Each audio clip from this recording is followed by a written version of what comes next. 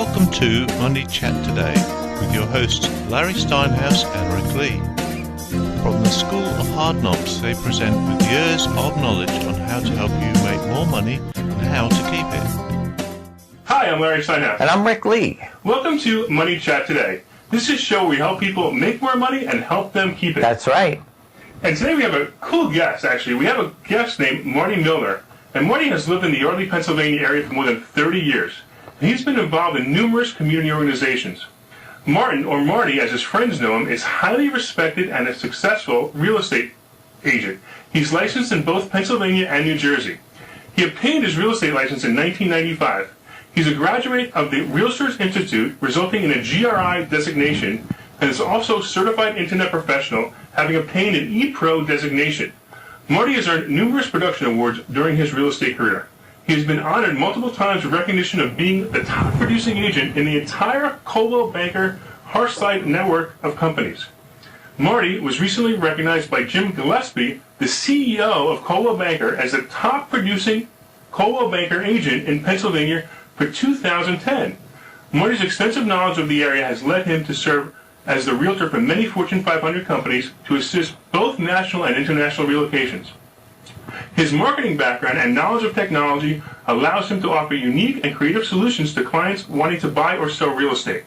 Marty is also a published author, having written a book called Buying or Selling Real Estate in Bucks County, Pennsylvania. Marty gives back to the community, serving on many nonprofit boards. He has also helped many people by teaching them to understand ways to file tax appeals on their properties. Because one of the focuses of our show is to help people save money, he has offered to share this advice on our show today. Welcome, Marty Millner. How are you? I'm great. Thank you. Hey, great to have you, Marty. Great to be here. Thanks. Thank you. So I gotta know all about this. This is pretty wild. Tax appeal. So basically, what you do is they pay taxes on their real estate properties, obviously.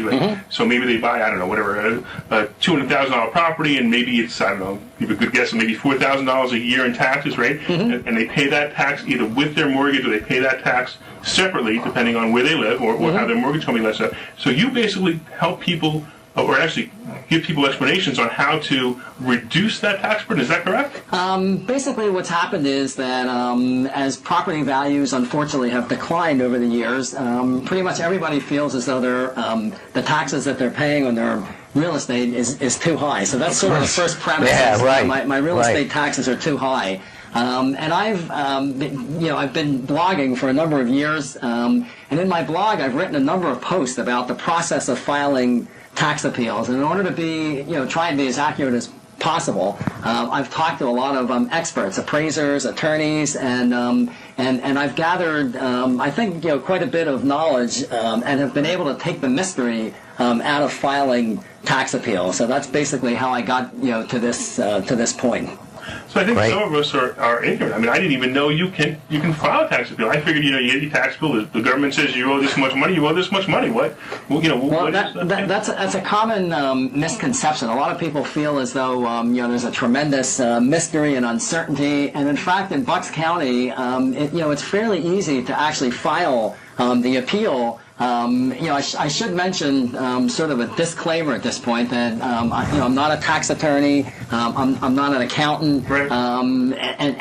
But again, because of my experience in blogging and research, I do have some knowledge about the process. And basically, as I said, Bucks County, it's very easy to file an appeal. There's been a lot written about the proliferation of tax appeals, and frankly, how many people have been successful. It's not necessarily for everyone, meaning that the relative value from the tax assessment standpoint may not warrant an appeal, but I try and help people understand that also, so they're not wasting time with the process if it's not appropriate. Well, so how does somebody know? How does somebody assume that they're paying too much in tax? I mean, again, you get my tax bill, I look at it, go, okay, fine, here's the check, assuming I can afford the check. That's a valid assumption these days.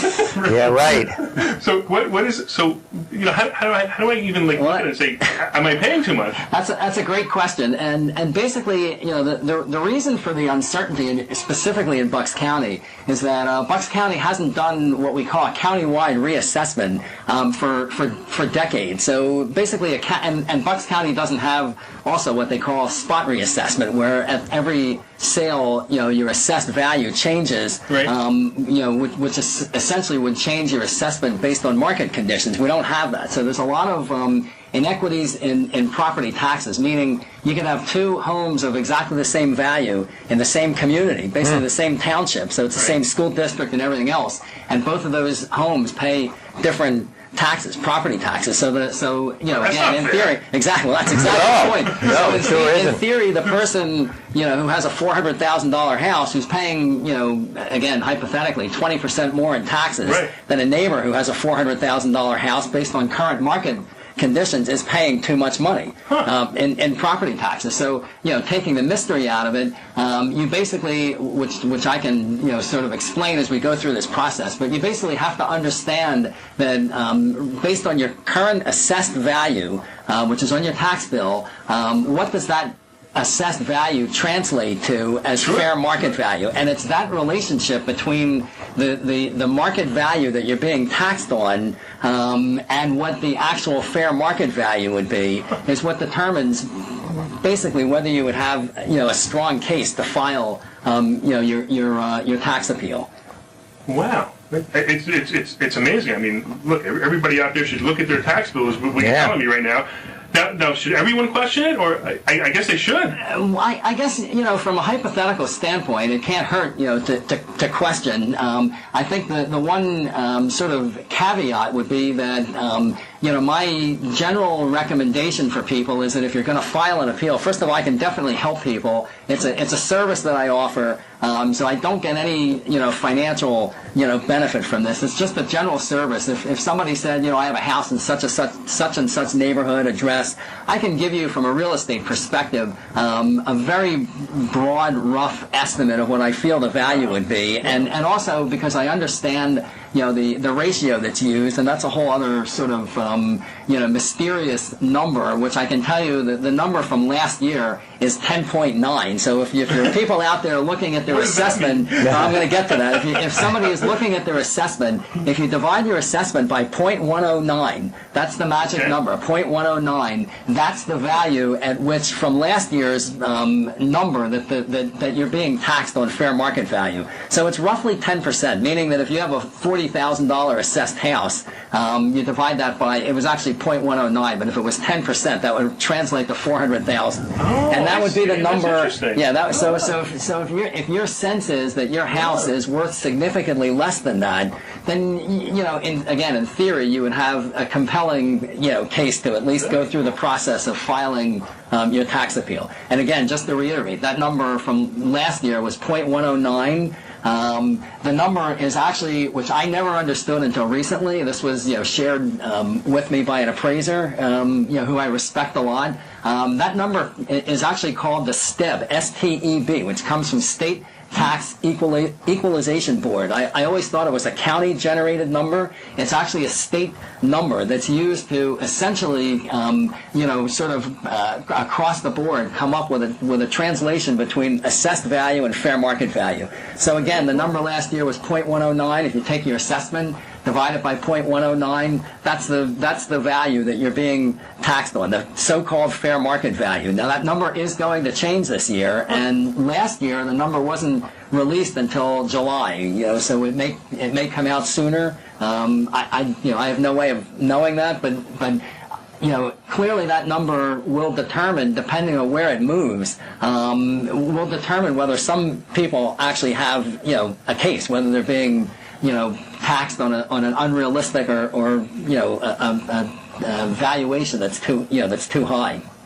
So what do I have to do? Stand up in front of my house with a sign that says I pay too much taxes, or is there a better way to do this? No, there's a very clear process that actually, that the time is appropriate right now.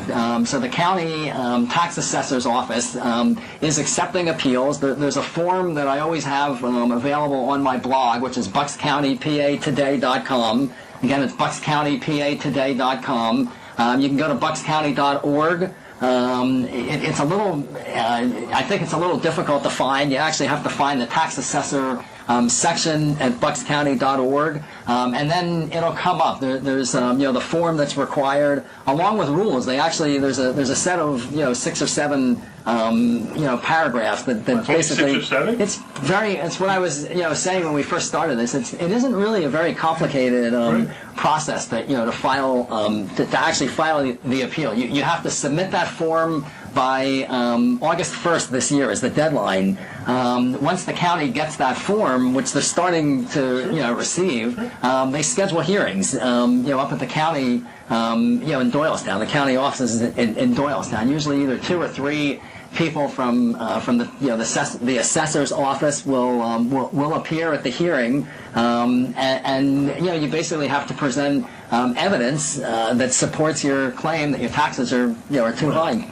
Right. Now, what is the best evidence you could present? What has really convinced them? That's another great question. And I will say again, the assessor's office is very receptive. I mean, because of the proliferation of tax appeals, I would say that it's gotten a little bit more difficult over the past couple of years because so many people have been filing appeals. But basically, I think that if you want to talk about several different options for filing appeals, we can get into that. The first and what I most frequently recommend is if you haven't recently bought the house that you're filing the appeal on, I personally think that the best chance you get is to hire an appraiser. And if it's a good appraiser, and again, there's some folks that I work with that are honest.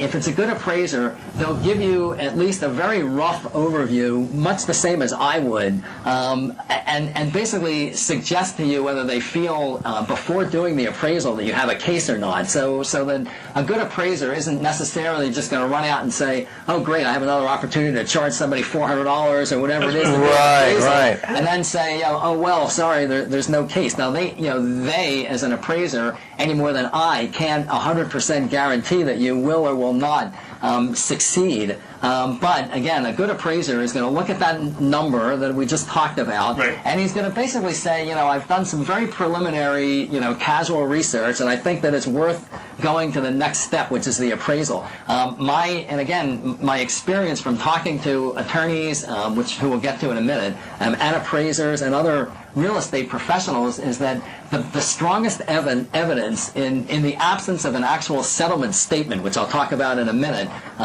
is an appraisal, because that is the appraiser is going to go through looking at comps specific to the neighborhood and is going to come up with a very clear concise opinion of value, and it's very hard for the assessor's office to refute that.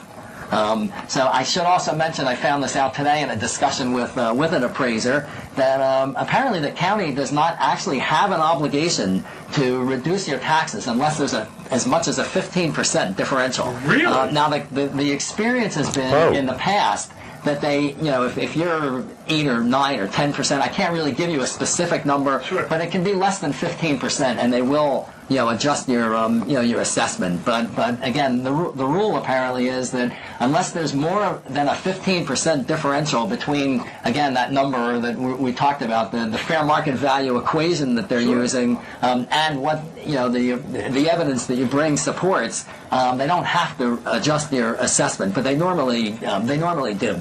So appraisals are the first, and I think the most effective. The second option is, you have the right to, basically gather any comparable data that you have access to, and just go in, on your own with your own data that you do from whatever research, you have available to you. You can get, information from real estate agents, and basically present your own data. The third option is there are attorneys that will handle assessments on a contingency basis. So they'll do all the work for you, including, if necessary, appraisals and everything else. And then normally the attorneys charge a percentage of the first year's savings. So if you save whatever the number, if you save $1,500, they'll negotiate, and that number is negotiated up front, so it's not a mystery. They may charge you 50%. But I've had friends that have gone that route, and they've negotiated So whatever, like anything else, it's open to negotiation. In fact, there are communities, normally they're more, are higher density communities, whether they're condos or houses on smaller lots or townhouses where lawyers will send out letters to the whole community and offer to perform the assessment process on a contingency basis. So that certainly is an option. And lastly, if you've recently bought a house, and I think what the rules say is actually within 18 months, I think that's probably a long time. And if you've bought a house within the last, either weeks or as long ago as a year, bring the settlement statement, what we call the HUD, statement. That actually is the clearest indication of what the actual fair market value is, because that's a freely negotiated arm's length transaction between a buyer and a seller. So that's actually the strongest evidence of fair market value. If you happen to fall into that that category of having relatively recently gone to closing on on the house. Right. Now, walk us through, if you would, a typical hearing. What does it take place in front of a judge? That's another really good question. The hearing is you're going to be put in a room with probably 8 or 10 changes, depending on where they are in the process, people, and then they'll call you in, individually.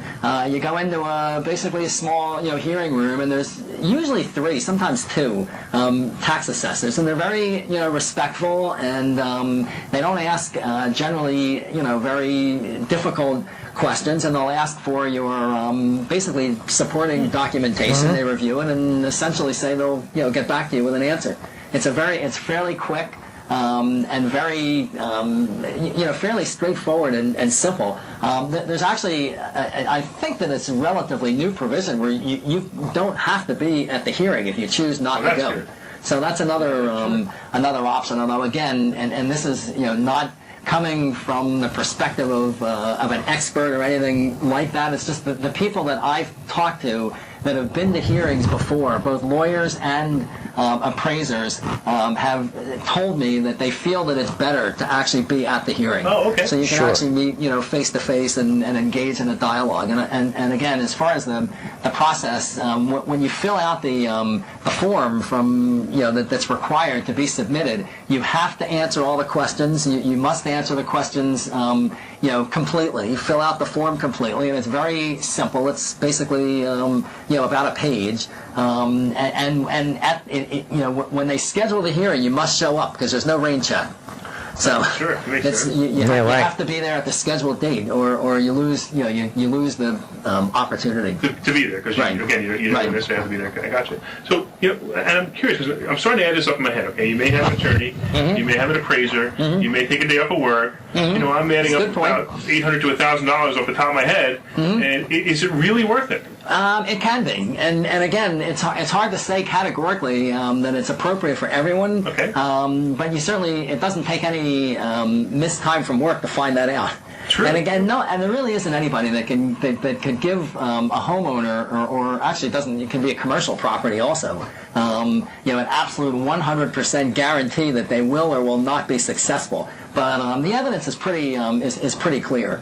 I mean, I recently had a transaction. We went to closing. And it was a really, really nice house. And in this particular community, I forget what the sale price was, in the $600,000 range. I think he was being, based on his assessment, was well over $7.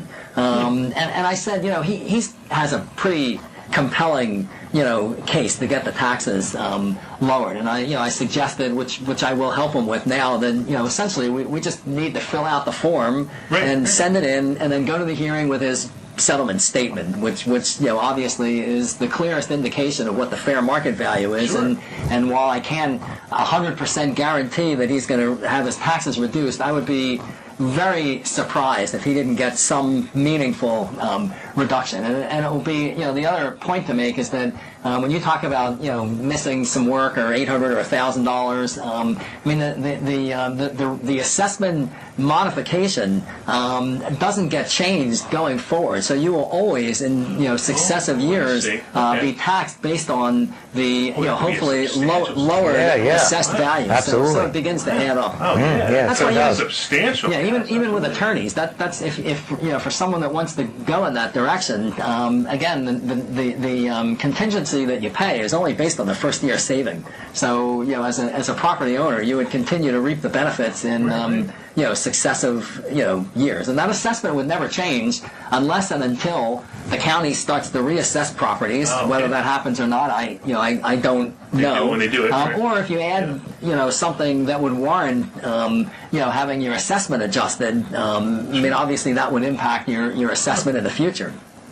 So what about what about this case scenario? I go to court and the judge says, you know what? We made a mistake. We actually think your house is worth. You're actually saying your house is worth more than your assessed value. Am I going to? Well, that's a question that people ask me all the time, and I would tell you that I've never heard of that happening. Oh, okay. So my experience has been, and I wouldn't at all want anybody to interpret what I'm saying as a guarantee that it can't happen. But I have just in my experience haven't heard of that ever. Happening. And basically review your documentation and then, essentially say, yes or no. And if it's yes, that they're going to readjust, reduce your assessment. Again, you'll get a letter essentially saying what your new assessment would be for future tax years. So now, we have a wide audience. It's not just Bucks County, Pennsylvania, obviously. Mm-hmm. I'm assuming the process is probably, and I realize you probably don't know the answer to this, but I'm assuming the process is probably the same for everyone. It's very similar in Mercer County because, again, I'm licensed in New Jersey, and there's been just about as much written, specifically in Mercer County, because that's the area, if I'm going to do New Jersey business, that's where I spend most of my time, and there has been a lot written about the same issue in Mercer County as well. And it's been a problem for, in terms of just providing a balance to this whole discussion. It's an ongoing problem for municipalities who are all struggling with with budget constraints. Sure. And that's why some of the things that have been written, actually all over the country, but specific to my markets, which are again Bucks County and Mercer County. It's a challenge for the municipalities who are in such, because of the economy anyway, struggles with budget issues that now on top of everything else, state funding and everything else, they're being hit with this enormous proliferation of tax appeals. It's a challenge. Unfortunately it's the reality that we're living with right now, but it does create an added dilemma to the municipalities in which we live and work. Right. My name is Joe Smith. In case you didn't get that, I'm concerned the municipalities are going to turn our show up. No, I'm no, it's just I think that what always intrigued me about this was I've had ongoing discussions for years about what I had addressed earlier, which is the lack of equality in property taxes. I mean, in theory, if you have two houses, as I said before, they're in the same community, the same fair market value today, they should pay the same real estate taxes, and that's the problem. And I would say that again, this is a gross generalization, but it tends to be more unfavorably skewed in Bucks County, at least, against newer houses. So the newer the house, it seems the higher the property taxes are relative to value. Just again, as a gross generalization. Would you say 5 years or less, or 10 years? I would probably say the newer, the more out of balance that it is relative to value, but certainly 5 years, if not even as much as 10. And that's again that's not 100% etched in stone, but it's been through my experience with people calling me for information and just basically trying to take the mystery out of filing an appeal, and even trying to just help people understand whether they really do have a case or not. It's been my experience that it seems that the taxes are more unfavorably skewed against newer properties. That's fantastic. So obviously people can get a hold of you to help, that you can help them with this in Mercer County and in Bucks County. I can help. As I said before, what I normally do, and I've done a number of times, is just talk to people and try and walk them through the steps that they would take if they want to file an appeal. Try and give them just general background information as far as whether I feel that they have a case, and again explore with people the options, and exactly what we talked about, whether individually it pays, makes sense for them, one, to file an appeal at all, or two, do I talk to a lawyer, do I do I talk to an appraiser, and I really do like to work with appraisers who will at least go to the step of sort of looking at the relative value, so that they can express just a broad sense and opinion as to whether a consumer, property owner has a case or not. So they're not spending money unnecessarily. So you have a blog that's specific about it. What was that website again for the blog? Well, my blog is buckscountypatoday.com. Okay, buckscountypatoday.com. That's not specific to tax appeals, but I cover a whole broad range of real estate related topics, and do frequent posts on tax appeals, because I get a tremendous amount. In fact, that's what started my interest in this. Is I've done a number of posts on the the filing, these whole issues of property taxes, and I probably get more of a response from consumers, property owners, when I do property tax posts than any other topic that I cover. So it was clear to me that people are looking for information and aren't really clear as far as the process.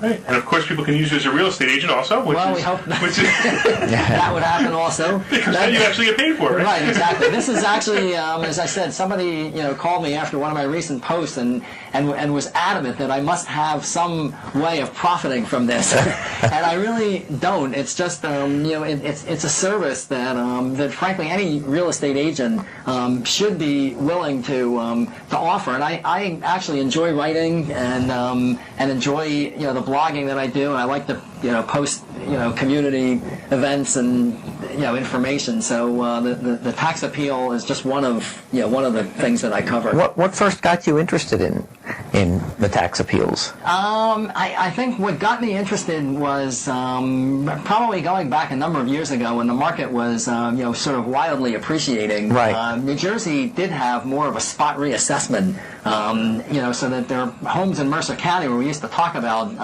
one of the concerns for buyers in those days was that you could be paying X dollars of property tax, but if the owner had been in the house for a long period of time and you're paying 3 times what the last transfer was, your taxes could significantly increase, and you really weren't.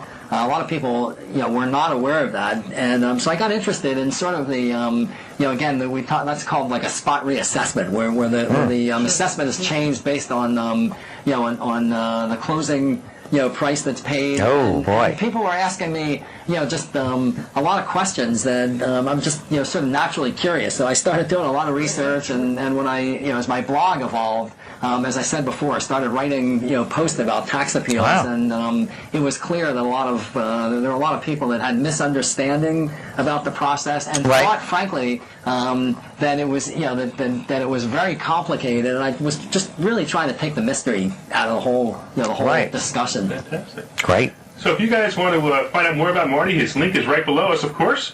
You can go look to his blog. Now, do you have an also real estate website as well? I have a website at martinmillner.com with 2 L's in my last name, and I'm on Facebook and on Twitter. Martin Millner is There you go. my Twitter Excellent. handle. So Great. You really do know technology. Yeah. Imagine that, a real estate agent who knows technology. Yeah, look out. Wow, that's awesome. Hey, that is cool. thank you. You got my support on that one. Thank you Most very real much. estate agents don't even know how to turn a computer on. Unfortunately, that's true. But I'm not gonna go there. Anyway, thank you so much for watching. We look forward to seeing you on our next show. Bye-bye. Go on.